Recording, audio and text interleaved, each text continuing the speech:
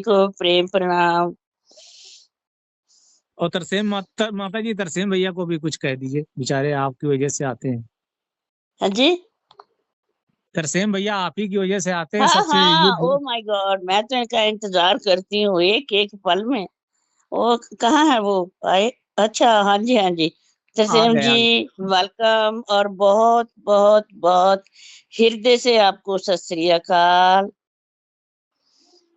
सब भाई बहनों को, समस्त भाई बहनों का हार्दिक अभिनंदन, सत श्री अकाल, नमस्कार, हम तो प्रणाम। आपको सुनने के लिए बहुत उतावले रहते हैं तरसेम जी। ये तो भगवान जी की कृपा है जी, वरना इसकी तन की तो औकात ही क्या है। मैं आपको बात बताऊंगी, तुम सभी इस वक्त हैरान हो जाओगे कि इस वक्त शाम का टाइम है मेरे पास 8 बजे का, और मेरी सिस्टर के घर उसकी बेटी की मैरिज हो रही है, और मैं मैरिज का पंडाल छोड़कर एक बाथरूम में चली गई हूँ। वाह जी वहां जाकर मैं, वाह जी जी हाँ, वहां जाकर मैं वाह जी। आपके अपनी परिवार के साथ जुड़ने के लिए बैठ गई हूँ। लोगों के लिए मैं वॉशरूम में बैठी हूँ। प्रणाम करता मैंने हूँ आपकी, दरवाजा बंद कर लिया कि मैं आपको सुनना है। प्रणाम करता आपके हूँ प्रेम के लिए बहुत बहुत धन्यवाद। आपकी इस जिज्ञासा को नमन करता हूँ जी। परमात्मा ऐसे देखो, जीव, आपको आवाज आ रही होगी, इतना शोर है मैरिज का, इतने लोग टेंट में बैठे और जो भंगड़ा पा रहे, गाना गा रहे, क्या क्या नहीं कर रहे, लेकिन मेरा मन ही नहीं वहां। तो मैं चुपके से वहां से उठ के आ गई हूँ अंदर। से सजन प्यारे मेल, जित बिलिया तेरा जना नाम मिलिया ते तेरा नाम चित चिता। आवे। सो करिए शुरू प्लीज, हाँ मैं जी थोड़ी देर के लिए बैठूंगी, जी जी। नहीं तो मेरा परिवार ही मुझे ढूंढने लगेगा कहाँ गई है। सबसे पहले तो परम सत्ता को नमन करता हूँ, नमस्कार करता हूँ, और आप सबका हार्दिक अभिनंदन करता हूँ। तो आइए प्रारंभ करते हैं। जिस समय किसी सौभाग्यशाली जीव के लिए कृपा का द्वार खुलता है,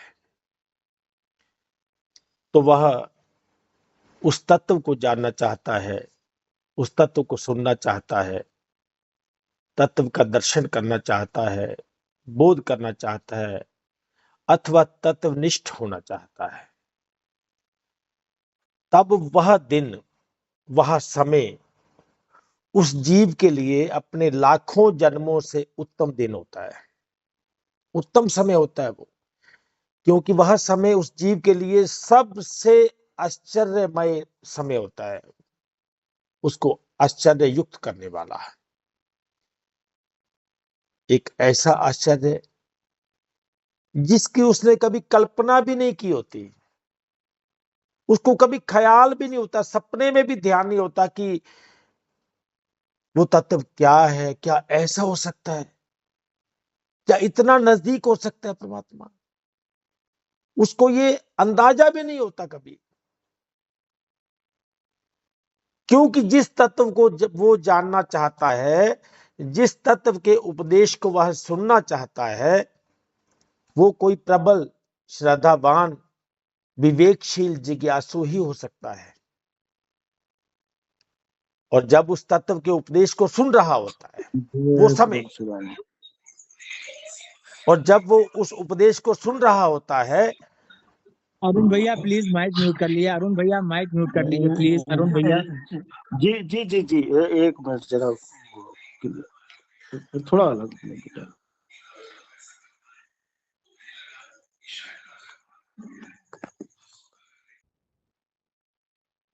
जी, तरसेम भैया व्यवधान के लिए बहुत बहुत मैं सॉरी, क्षमा।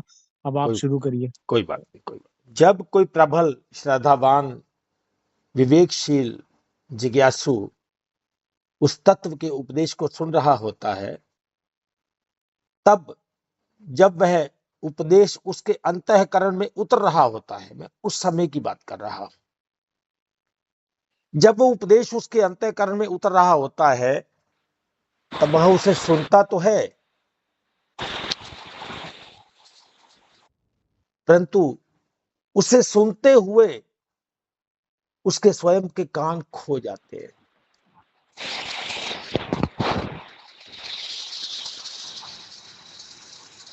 क्योंकि किसी का माइक खोला है जी। क्योंकि यूनुस कानून जी, आप ना सभी को पहले एक रिक्वेस्ट कर दें कि इनके शुरू होने से पहले अपने अपने सभी माइक चेक कर लें कि म्यूट है या अनम्यूट है। ये थोड़ा सा आपको एक मैं एफर्ट दे रही हूँ कि विनती है मेरी कि आप जब शुरू करते हैं ना, तो उनसे पहले सभी को एक दफा अवेयरनेस करा दो कि अपने अपने माइक चेक करो, ताकि बीच में ना कहना पड़े किसी को, है जी ना। जब माता हम जी, आपका बोलते हैं हुक्म तो सर फ्लो आंखों पे। टूट जाता है, फ्लो टूट जाता है। जी माता जी, आपका हुक्म सर आंखों पे। अभी मैं सबको कह दे रहा हूँ, जितने लोग आज, बहुत काफी लोग प्रेजेंट हैं, सब लोग प्लीज अपना माइक पे बहुत ध्यान दीजिए, क्योंकि चर्चा बहुत गंभीर होती है। यहाँ साधकों की यात्राएं चालू हो जाती हैं तरसेम भैया जब बोलने लगते हैं। तो ध्यान रखिए, आप उनको नहीं डिस्टर्ब कर रहे हैं, आप समस्त साधकों के भाव को डिस्टर्ब करते हैं। इसलिए अपना अपना माइक सब लोग म्यूट रखें। और जब तक तरसेम भैया मतलब चुप ना हो जाए, प्लीज आप लोग अपना प्रश्न भी ना रखें। अपना प्रश्न जो आपके हृदय में उठता है नोट कर लीजिए, जब वो मौका दें तब आप लोग अपना प्रश्न रखें। ये आप सभी से बहुत सादर तरीके से निवेदन है। जी तरसेम भैया, स्टार्ट करें। जी, मैं फिर से पुनः उस बात को कहूंगा कि जब कोई सौभाग्यशाली जीव श्रद्धावान, विवेकशील, जिज्ञासु अपने मानव तन के लक्ष्य के प्रति जो उदास है, लालायित है, इच्छुक है, तो उस तत्व के उपदेश को सुन रहा होता है, तब जब वह उपदेश उसके अंतःकरण में उतर रहा होता है, जब वह उसे सुनता है, तो उसे सुनते हुए उसके स्वयं के कान खो जाते हैं, क्योंकि कानों में इतनी क्षमता ही नहीं होती कि वो उस उपदेश को ग्रहण कर सके। कान से तो केवल शब्द सुनाई देते हैं, केवल शब्द, भाषाई शब्द। कान तो केवल शब्दों की तरंगों को पकड़ते हैं बस, परंतु उन शब्दों में जो भाव छिपे होते हैं, वहां तक कानों की पकड़ नहीं होती है। कान वहां तक नहीं पहुंच सकते। इसलिए इसी कारण ही इसे श्रीमद् भगवत गीता में सबसे बड़ा आश्चर्यों का भी आश्चर्य वाला ज्ञान कहा गया है। इसके लिए आप जो है अध्याय 2 का 29 श्लोक देख सकते हैं। आश्चर्यवत पश्यति, कि जब देखता है तो हैरान होता है, जब वो तत्व को देखता है तो हैरान होता है, जब उसे तत्व का बोध होता है तो आश्चर्य होता है उसे, ये क्या हो गया, क्या ऐसा भी हो सकता है। नहीं नहीं, ये कहीं मेरे कानों का धोखा तो नहीं है, कहीं मेरी आंख का धोखा तो नहीं है।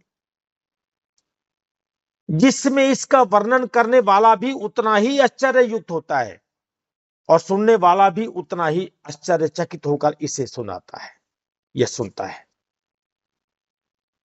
अब इसका एक छोटा सा उदाहरण देता हूं ताकि बात पकड़ में आ जाए, क्योंकि सांसारिक उदाहरण से जल्दी पकड़ लेता है चीज। मान लो अब यहां किसी का नाम संजय है, किसी का नाम यशपाल है, किसी का नाम सुरेंद्र है, जो भी है कोई।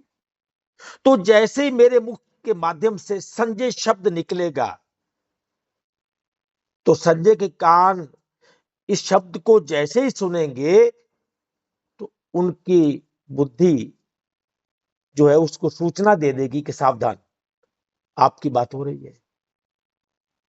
ऐसे ही यशपाल शब्द उच्चारण करते ही यशपाल के तन पर लगे हुए कान यशपाल को सावधान कर देंगे कि देखो भाई, आपको पुकार रहे हैं।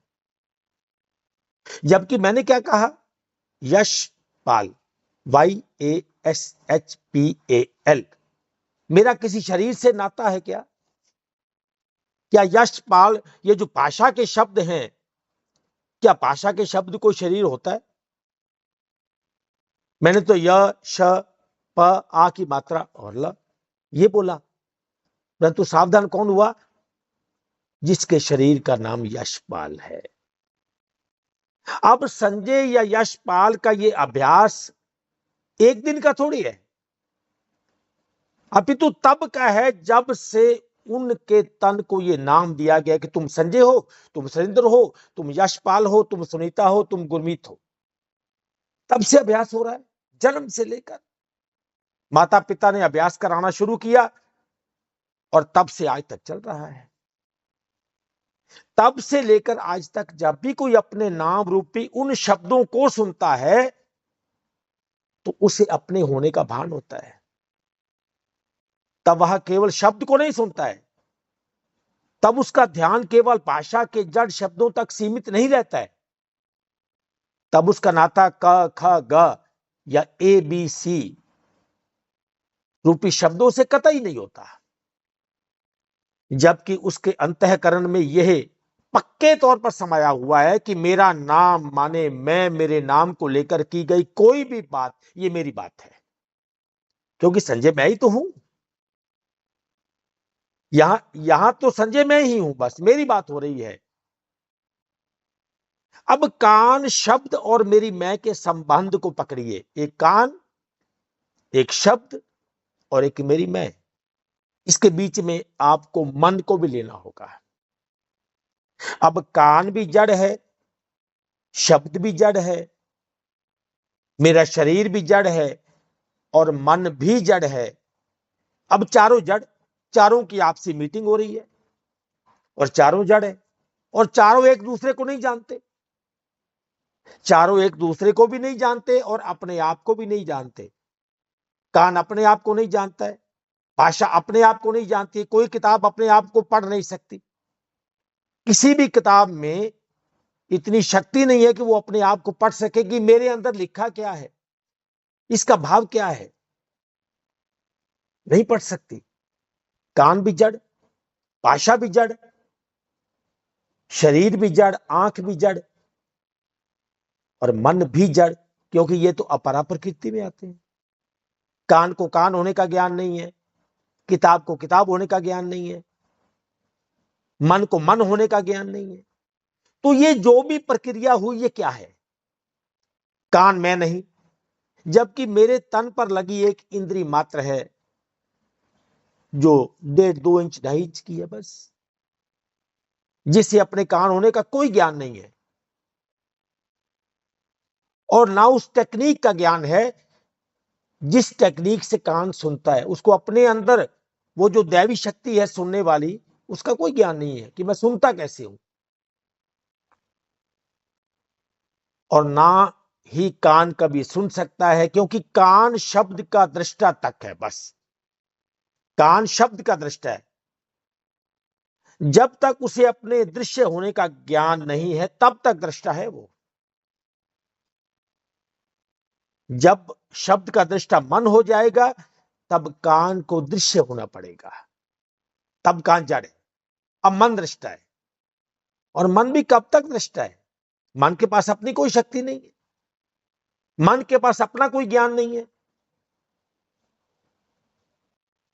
जिसका उसका शब्द के भावों से कोई लेना देना ही नहीं है, क्योंकि यह उपदेश तात्विक उपदेश है।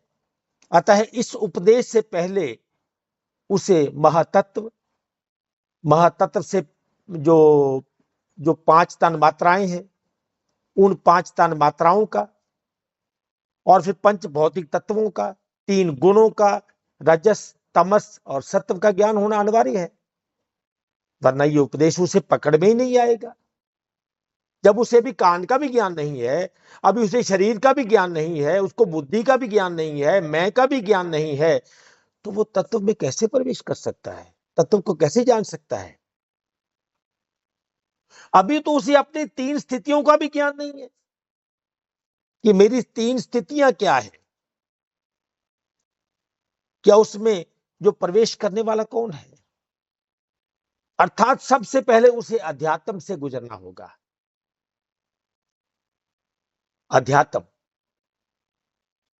अध्यात्म ज्ञान में नित्य स्थिति, ये 3 स्थितियों में नित्य कौन है? वो कौन है नित्य? जो तीनों में बना रहता है, हर पल हर सेकंड बना रहता है उसमें, उसका ज्ञान होना चाहिए। उसे तत्व से पहले तत्व के उपदेश से पहले उस शक्ति का ज्ञान भी होना चाहिए कि उस आत्मा से, उस तत्व से, उस आत्म तत्व से या आत्मा से ये शक्ति का प्राकट्य कैसे हुआ, शक्ति क्या है, और फिर कैसे उससे इस सृष्टि की रचना हुई, जिसे हम आज मायावी सृष्टि बोलते हैं, मिथ्या सृष्टि बोलते हैं। जग रचना झूठ बोलते हैं, ब्रह्म सत्यम जगन मिथ्या बोलते हैं। जो परमात्मा के आत्म तत्व के, परम तत्व के, जिसको हम बोलते हैं, उसके अंदर कल्पित है, संकल्प के आधार स्थित है ये संसार। अब जब तक उसका ज्ञान नहीं होगा, शक्ति का ज्ञान नहीं होगा, तो तब तक उसे तत्व का ज्ञान नहीं हो सकता। इसलिए उस शक्ति का जो प्राकट्य कैसे हुआ, जिससे ये सृष्टि की रचना हुई, जैसे कबीरदास जी कहते हैं, अव्वल अल्लाह नूर पाया, सबसे पहले परमात्मा ने प्रकाश को पैदा किया। प्रकाश हुआ, सबसे पहले प्रकाश आया। इस सृष्टि को लाइट एंड साउंड का खेल भी बोलते हैं, प्रकाश और ध्वनि का खेल, क्योंकि यह सृष्टि अपरा प्रकृति रूपी पर्दे पर परा प्रकृति के द्वारा दिखाया जा रहा एक खेल मात्र है। इसको पुनः सुनिए, क्योंकि यह जो सृष्टि है, ये जो संसार हमें दिखाई देता है, जगत हमें दिखाई देता है, ये अपरा प्रकृति रूपी पर्दे पर परा प्रकृति के द्वारा इसे क्रियाशील करके दिखाया जा रहा एक खेल मात्र है, जिसे प्रकाश और ध्वनि का खेल भी कहा जा सकता है। जो हर मानव तन में उसके चित्त रूपी पर्दे पर चलता है, और मन कभी स्थूल देह में, स्थूल इंद्रियों के द्वारा, तो कभी सूक्ष्म देह में, सूक्ष्म इंद्रियों के द्वारा, 5 ज्ञान इंद्रियों के माध्यम से इसका दृष्टा बनकर इस खेल को देखता है।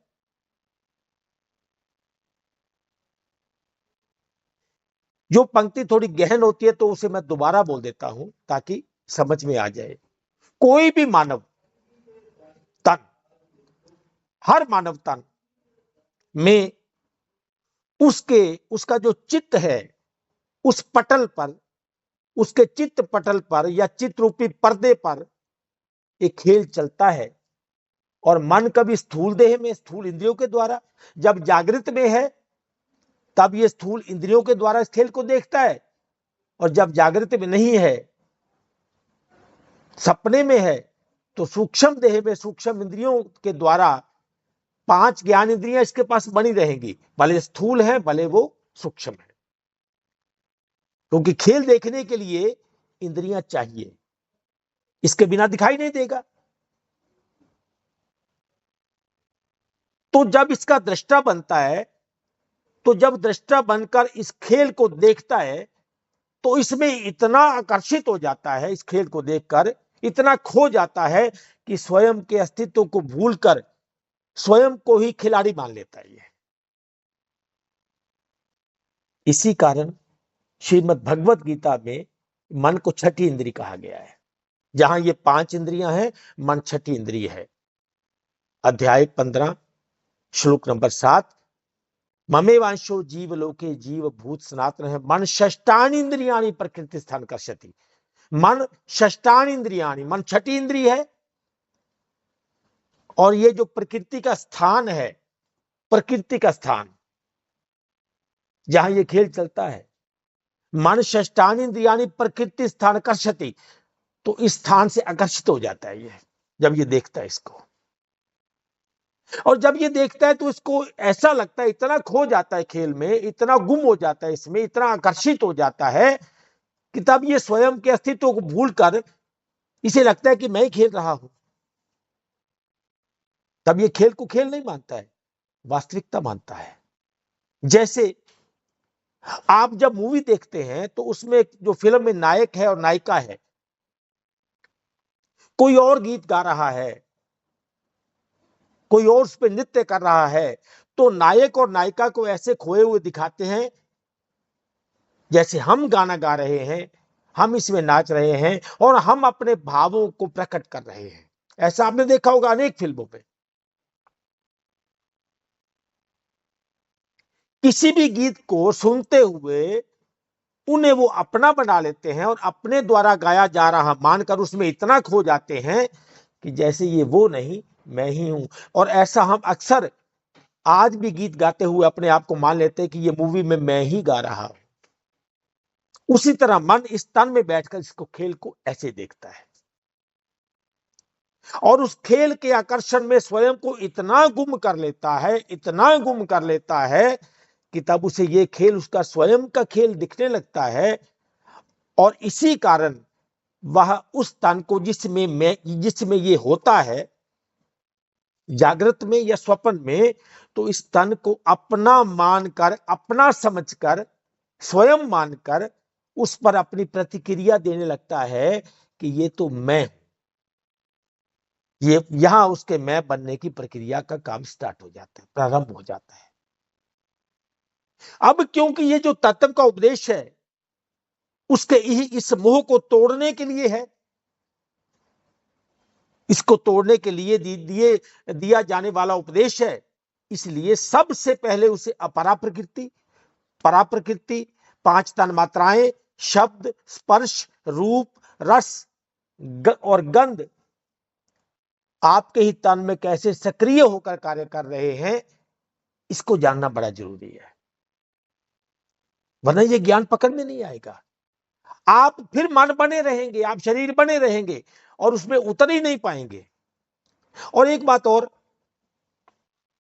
अगर आपको ज्ञान देने वाला आपका अंकल है, आपका चाचा जी है, आपके पिताजी हैं,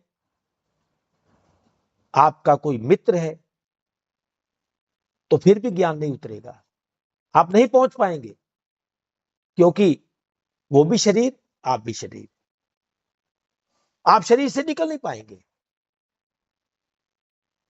ज्ञान, तत्व ज्ञान का उपदेश एक ऐसा ज्ञान है जब आप अगोचर को जानने जा रहे हैं, इंद्रियों से परे वाले को जानने जा रहे हैं। किसको? स्वयं को। मैं इंद्रियों वाला नहीं हूं, मैं इंद्रिय नहीं हूं, मैं आंख नहीं हूं, मैं नाक नहीं हूं, मैं कान नहीं हूं, मैं शरीर नहीं हूं। 5 तन मात्राएं और 5 ज्ञान इंद्रियां, 5 कर्म इंद्रियां, उनका आपसी संबंध, उनका आपसी व्यवहार, इनका आपसी जुड़ाव, और फिर मन, बुद्धि और अहम के स्वयं को शरीर मान लेने वाली प्रक्रिया को अपने ही शरीर में प्रैक्टिकल रूप से में देख लेना अति अनिवार्य है, जरूरी है। ये 5 तन मात्राओं की, 5 ज्ञान इंद्रियां, 5 कर्म इंद्रियां, और जो 3 गुण में उसका खेल चल रहा है, इस 3 गुणों के खेल में ये 5 तन मात्राएं, 5 ज्ञान इंद्रियां, 5 कर्म इंद्रियां, मन, बुद्धि और अहम, इनका आपसी संबंध, इनकी आपसी रिश्तेदारी, ये कैसे आपस में जुड़े हुए हैं और कैसे, किस कारण से इन्होंने अपने आप को शरीर मान लिया है, जब तक इसका प्रैक्टिकल रूप में नहीं देखा जाएगा तब तक ज्ञान पकड़ में कभी नहीं आएगा। ये सब देखे जाने बिना, इसकी गहराई में उतरे बिना कोई सीधा तत्व में प्रवेश नहीं कर सकता। जैसे किसी को भी सीधा एमए नहीं करवाई जा सकती, उसके लिए उसका ए एप्पल, बी बैट, सी कैट से स्टार्ट होगा, तब उसका ए जो है वो एप्पल है, ए की कोई वैल्यू नहीं है एप्पल के बिना, तब वो ए को एप्पल मानता है। एप्पल निकाल दो तो ए भी छूट जाएगा। परंतु एमए में उसे, या बीए में उसे, या मैट्रिक में उसे एप्पल की, ए के साथ एप्पल का कोई संधि नहीं है, कोई रिश्तेदारी नहीं है। हाँ, अब जिनको सस्ता चाहिए, जल्दी चाहिए, जिनके कामकाज का भी नुकसान ना हो, रोजी रोटी का भी नुकसान ना हो, समय कम है, समय नहीं है, तो उनके लिए वो काम सबसे बढ़िया है कि किसी भी गुरु के पास जाओ, 1 2 3 4 5 10 शब्द ले आओ और उन्हें अच्छे से पहले वहां याद कर लो,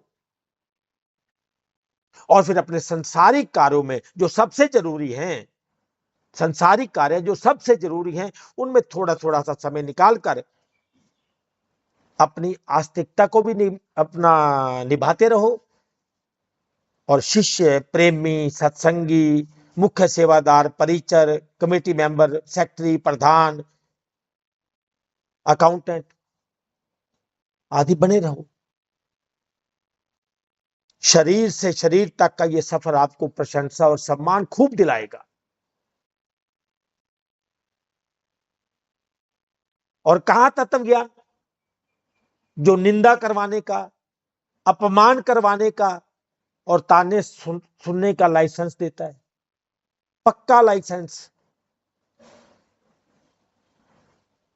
अतः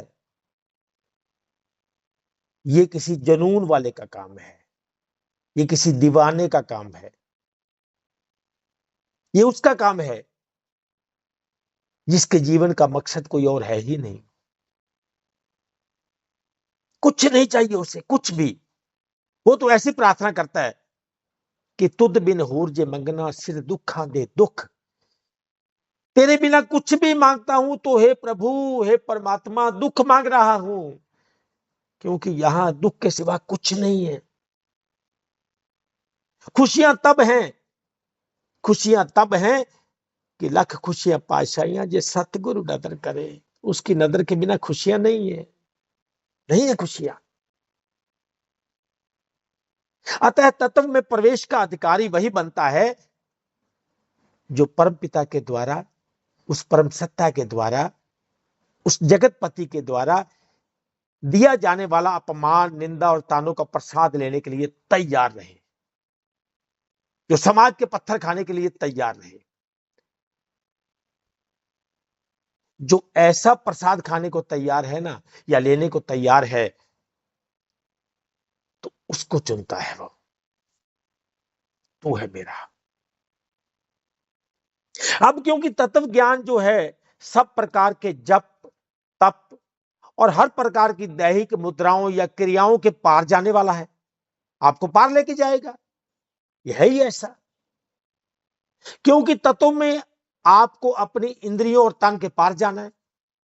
आरती में यही तो बोलते हो, तुम हो एक अगोचर सबके प्राण पति।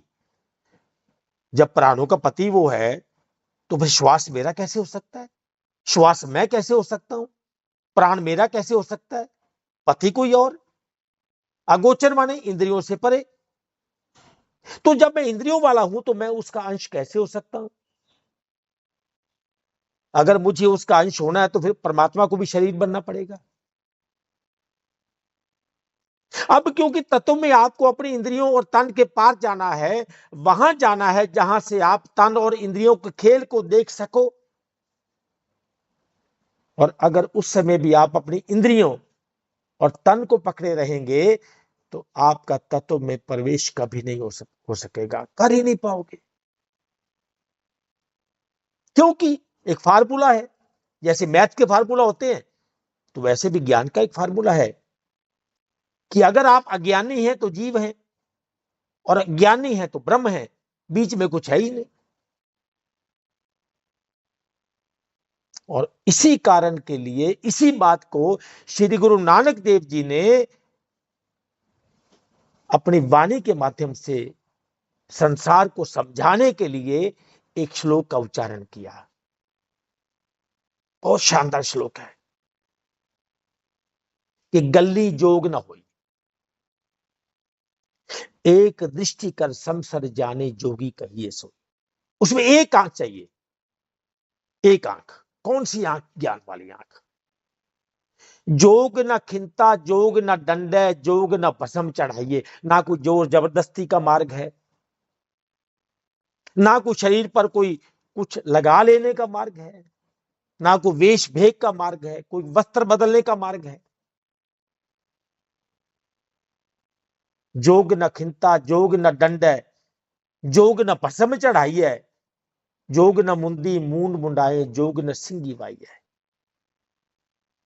ना तो ये अपने शरीर की बनावट को बदलने वाला है, आप बाल कटवा रहे हैं, रख रहे हैं, या कोई ऐसा, वो एक सिंगी वाई हमारे का ऐसा बाजा आता था, आजकल तो शायद दिखने को नहीं मिलेगा, उसको बजाने वाला है। अंजन माहे निरंजन रही है, जोग जुगत इव पाई है। ये तो उस निरंजन में अंजन डालने का काम है, निरंजन में अंजन। जोग न बाहर मड़ी मसानी, जोग न ताड़ी लाई है। ना तो किसी मड़ी मसान पर माथा टेकने से जोग हो जाएगा, और ना ही दारू पीने से, कोई नशा करने से जोग हो जाएगा। जोग न देश बसंतर भविय, जोग न तीर्थ नाई है। तो ना तो देश विदेश में घूमने से कहीं जोग हो जाएगा, और ना ही ये किसी तीर्थ में स्नान करने से हो सकता है। अंजन माहे निरंजन वाला मार्ग, शब्द और सुरत वाला मार्ग। सतगुरु भेटे त सहजता टूटे, धावत वर्ज रहाई है। ये सारी बातों का अभी तभी इनका त्याग कर पाएंगे जब आपको ये ज्ञान मिलेगा, जब आपको गुरु मिलेगा, तो ऐसा जो आपको उस ज्ञान से जोड़ दे। निजर छुरे सहज धुन लागे, घर ही पर्चा पाइए। सब अंदर ही मिलेगा आपको, इससे बाहर नहीं मिलेगा। और अंत में कहा श्लोक के कि नानक जीवत या मर रही है, ऐसा जो कमाइए। संसार की ओर से मरना होगा, शरीर की ओर से मरना होगा। नानक जीवत या है तो जिंदा, पर मरे हुए हैं, अकेले हो गए, अब कोई आपके साथ नहीं है, आपके लिए सब मर गए, केवल आप हैं, आपके सिवा कोई नहीं है। अर्थात तत्व जो उपदेश है वो कांड का उपदेश नहीं है। कान को हटाना होगा और सुनने वाले को लाना होगा। कान को हटाना होगा और सुनने वाले को लाना होगा। आंख का दृश्य नहीं है, आंख को हटाना होगा, देखने वाले को लाना होगा।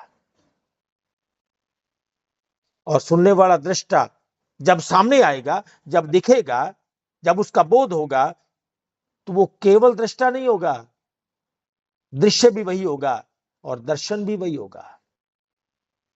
क्योंकि ये रंग रूप आकार और नाम वाला उपदेश नहीं है, क्योंकि वह उपदेश तो अविद्या में आते हैं। अविद्या, अपरा प्रकृति में आते हैं वो सारे। जहां आकाश वायु अग्नि जल थल मन बुद्धि और अहम का रोल है, वो अविद्या है, और ये विद्या में आता है। रंग रूप आकार नाम वाचक ध्वनि वाचक गुण वाचक या लक्षण वाचक नामों जितने भी हैं, ये कोई रंग वाचक है, कोई रूप वाचक है, कोई आकार वाचक है, कोई नाम वाचक है, कोई ध्वनि वाचक है, या गुण वाचक, हमने जितने भी उसके नाम रखे हैं, या इसके लक्षण, या परमात्मा के लक्षण या परमात्मा के गुणवाचक नाम। आदि गुणों को आदि का ध्यान रटन करना किया जा सकता है, आसान है। किसी भी नाम का रटन कर सकते हैं आप, किसी गुणवाचक नाम का। जैसे मान लो एक नाम है कि निराकार, निरंजन, तो ये नाम जो है गुणवाचक है, लक्षणवाचक है, ये कि परमात्मा निराकार है। अब आप इसको भाषावाचक बना रहे हैं। आप इसको जब भाषावाचक बनाएंगे तो तब आपको इसका रटन करना होगा कि निरंकार निरंकार निरंकार निरंकार निरंकार करते रहो। किया जा सकता है, बड़े आराम से किया जा सकता है। और इसके लिए ज्ञान इंद्रियां और कर्म इंद्रियां आपकी सहायक बनती है। बोले हम हैं आपके साथ, हम आपका सहयोग करेंगे। आंखों को बंद कर सकते हैं क्योंकि ये सुविधा आपको दी गई है शरीर में। आप ये फाटक, ये जो शटर है, इसको लगा सकते हैं, कान में उंगली डाल सकते हैं, ये सुविधा आपको दी गई है हाथ के माध्यम से। पालथी लगा सकते हैं, घुटने आपके मुड़ सकते हैं, बैठ सकते हैं आप, घुटने मोड़ने की सुविधा, सरल आसन, पद्म आसन, ये सब सुविधा शरीर में है, लगाइए। तन में सब सुविधाएं दी गई हैं, इनको लगा के बैठिए आप। परंतु तत्व में प्रवेश के लिए ये सब नहीं चाहिए, क्योंकि वहां आप शरीर ही नहीं है, वहां आप शरीर है ही नहीं, क्योंकि तब आपको अगोचर वाला ज्ञान चाहिए, इंद्रियों के पार, तन के पार जाने वाला ज्ञान, जो आपको तन के पार ले जाए। इसके लिए भी हमारे धर्म ग्रंथों में, अलग अलग धर्म ग्रंथों में अपनी अपनी भाषा शैली के माध्यम से अलग अलग महापुरुषों ने अपनी अपनी वाणी में अपने अपने अंदाज से, अपने अपने तरीके से उपदेश किया है।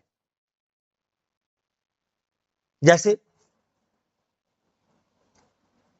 कि सच में ये जो बोला गया ये ठीक है,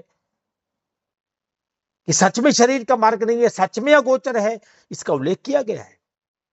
रामचरितमानस के बालकांड में इसका उपदेश है कि बिन पद चले सुनई बिन काना, कर बिन कर्म करई विधि नाना। पाँव नहीं चाहिए, कान नहीं चाहिए, बिन पद चले सुनी बिन काना, बिना कान के सुनने वाला, कान को हटाओ, सुनने वाले को लाओ। कर बिन कर्म, हाथ को हटाओ और करने वाले को लाओ।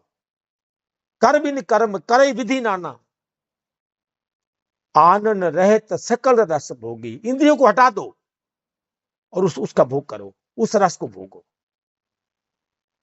जिसको महारस कहा गया है। बिन वाणी वक्ता बड़ जोगी, वाणी को हटा दो, इसको भी चार चार स्टेज से गुजरना पड़ता है। परा, पश्यंती, मध्यमा, फिर बेखरी। हटाओ और बोलने वाले को लाओ। तन बिन परस नयन बिन देखा, तन को हटाओ, तन बिन परस नयन बिन देखा, बिना आंख के देखा। ग्रही घ्राण बिन बास अशेषा, बिना नाक के उसका अनुभव किया, उस नाक नहीं चाहिए। अस सब भांति अलौकिक करनी, ये सब लौकिक काम नहीं है। अस सब भांत अलौकिक करनी, ये अलौकिक काम है। महिमा जास जाए नहीं बरनी, अब इसकी महिमा तो करूंगा तो शब्दों से करनी पड़ेगी। बताइए, है अलौकिक तो लौकिक में इसकी वर्णन कैसे की जाए? महिमा जास जाए नहीं करनी, नहीं करी जाएगी। अब आपको गुड़ का स्वाद बतलाना है, सेब का स्वाद बतलाना है, शहद का टेस्ट बतलाना है, तो कैसे? शब्दों से।